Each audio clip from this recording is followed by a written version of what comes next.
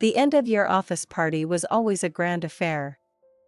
It was one of those events where people let their guard down, where the stiff professionalism of the office gave way to laughter, shared stories, and maybe a few drinks too many. I had debated whether to go this year. Work had been relentless, and all I wanted was a quiet evening at home. But my boss, Mr. Graham, had insisted, "It wouldn't be the same without you, Lily," he'd said with a charming smile. His words carried a weight that left me with little room to decline, so there I was, dressed in my best, a fitted black dress that accentuated my curves without being too revealing, my hair swept up into a loose bun. The office was unrecognizable. Adorned with twinkling lights, a towering Christmas tree, and the sound of festive music filling the air, as I mingled with my colleagues, I kept catching glimpses of Mr. Graham. He was always surrounded by people, laughing and engaging in animated conversations. He had that magnetic energy that drew everyone in, a natural charisma that was impossible to ignore. It wasn't until much later in the evening that our paths crossed. I was at the refreshment table, pouring myself a glass of wine, when I felt his presence beside me. "Enjoying yourself?" he asked, his voice smooth and warm. I turned to face him, startled by how close he was. "It's a lovely party," I replied, hoping my voice didn't betray the flutter of nerves his proximity had caused. His eyes lingered on mine for a moment, and I felt a strange tension in the air. "I'm glad you came," he said, his tone softer now. "I was worried you might skip it this year." I laughed lightly, trying to dispel the awkwardness. "I almost did. But I didn't want to disappoint you." He smiled, a slow, knowing smile that made my stomach flip. "You never do, Lily." His words hung in the air between us, heavy with unspoken meaning. Before I could respond, someone called his name, and he excused himself, leaving me alone with my racing thoughts. The party began to wind down as the night wore on. People trickled out slowly, their laughter and chatter fading into the quiet hum of the background music.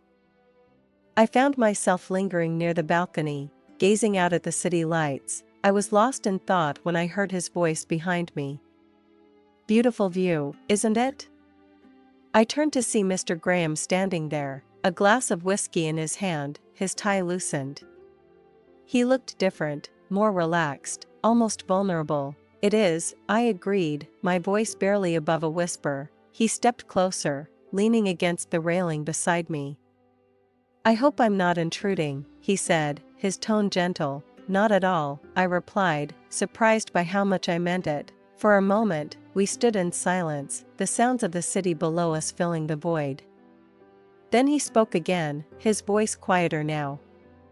"You're one of the reasons I look forward to coming to work. You know." I turned to him, startled by the confession. "I don't know what to say," I admitted. "You don't have to say anything," he said, his eyes meeting mine. "I just wanted you to know." There was something in his gaze that made my breath catch, a vulnerability, a longing that I hadn't seen before. It was as if the walls he kept up during work hours had crumbled, leaving him exposed. Before I could respond, he reached out, his fingers brushing against mine.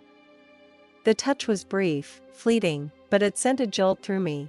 "I should go," I said, my voice trembling. He nodded, stepping back. "Of course. Good night, Lily." As I walked away, my heart pounding in my chest, I couldn't shake the feeling that something had shifted between us. The next morning, I woke up with a sense of unease. The memory of our conversation lingered in my mind, the weight of his words pressing down on me. At work, things were different.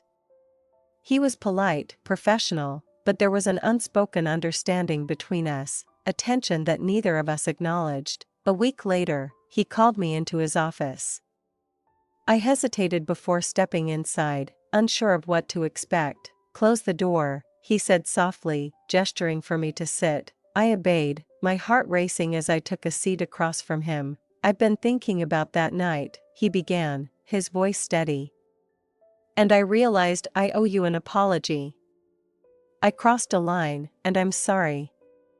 His honesty caught me off guard. You don't have to apologize, I said. We were both caught up in the moment. He looked at me, his expression earnest. Even so, I don't want you to feel uncomfortable. Your presence here means a lot to me, and I don't want anything to jeopardize that. His words brought a sense of relief, but also a pang of disappointment. Part of me had hoped for something more, even though I knew it was impossible. I appreciate that, I said, offering him a small smile. For a moment, we sat in silence, the weight of unspoken words hanging between us. Then he spoke again, his tone lighter. Now, let's get back to work, shall we?